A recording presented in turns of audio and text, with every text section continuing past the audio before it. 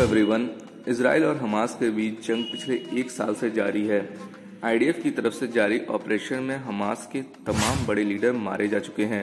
यही वजह है कि अब हमास की तरफ से खुद आगे बढ़कर इजराइल के सामने समझौते की पेशकश की गई है। इस पर नेतन्याहू की तरफ से भी बयान सामने आया है। क्या है पूरा मामला, चलिए डिटेल में जानते हैं। पिछले एक साल से गाजा पट्टी में जारी ऑपरेशन के बाद अब हमास की कमर टूट चुकी है। उसके तमाम बड़े नेता मारे जा चुके हैं। इजराइल डिफेंस फोर्स के लगातार एक्शन के बाद अब हमास में ही त्राहिमाम मचा हुआ है। अब हमास के लड़ाके इजराइल से समझौता करना चाहते हैं।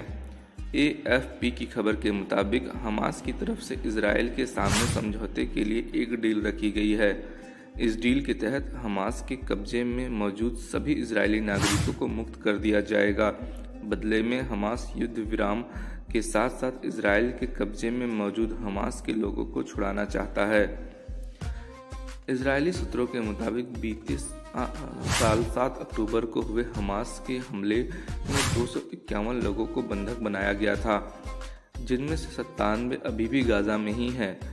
इजरायली सेना का मानना है कि 34 लोगों को हमास मौत के घाट उतार चुका है। हमास के एक वरिष्ठ अधिकारी ने गुरुवार को AFP को बताया कि उन्होंने मिस्र के अधिकारियों से कहा है कि यदि इजराइल युद्ध विराम समझौते के लिए राजी होता है तो वे गाजा में लड़ाई रोकने के लिए तैयार हैं।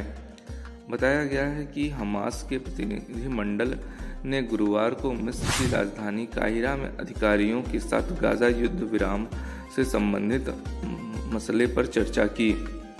अधिकारी ने कहा, हमास ने लड़ाई रोकने में खुद इंटरेस्ट ले रहा है, लेकिन ऐसा तभी होगा जब इजराइल युद्ध विराम के लिए तैयार होता है। हमास ने मिस्र से कहा कि इजराइल को गाजा पट्टी से हटना चाहिए। वहां मौजूद विस्थापित लोगों की वापसी की अनुमति उसे देनी चाहिए। साथ ही गाजा में मानवीय सहायता के प्रवेश की अनुमति देनी चाहिए। बताया गया कि काहिरा में हुई वार्ता मिस्र के युद्ध विराम वार्ता को फिर से शुरू करने के लिए चल रहे प्रयासों का हिस्सा है।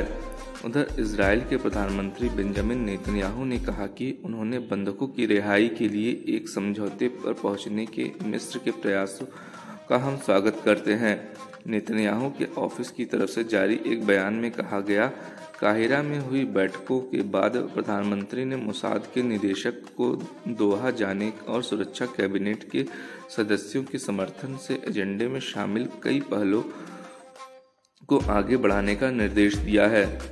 इजराइल ने कहा कि मोसाद प्रमुख डेविड बार्निया रविवार को कतर में बैठक करने वाले थे ताकि गाजा बंधक रिहाई समझौते की दिशा में बातचीत को फिर से शुरू किया जा सके।